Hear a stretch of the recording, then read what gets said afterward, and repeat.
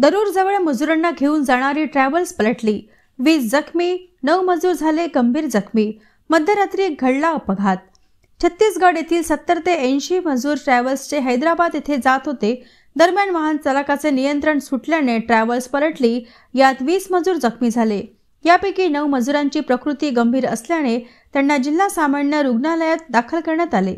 मध्यरात्री गोंडपिंपरी तालुक्यातील दरूर येथे हा मोठा अपघात घडला।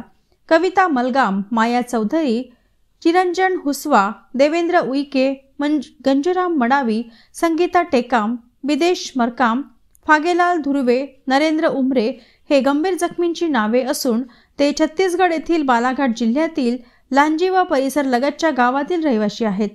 हैदराबाद येथील एका कंपनीत काम करण्यासाठी छत्तीसगडच्या बालाघाट जिल्ह्यातून मजुरांना घेत जनता बस ट्रॅव्हल जाण्यासाठी निघाली। दरम्यान तेलंगणा सीमेलगत असलेल्या गोंडपिंपरी तालुक्यातील दरूर येथे बस पोहोचताच चालकाचे नियंत्रण सुटले। अनाहुताचं नव्हतं झालं। पोलिसांना माहिती मिळताच तातडीने त्यांना रुग्णालयात दाखल करण्यात आले।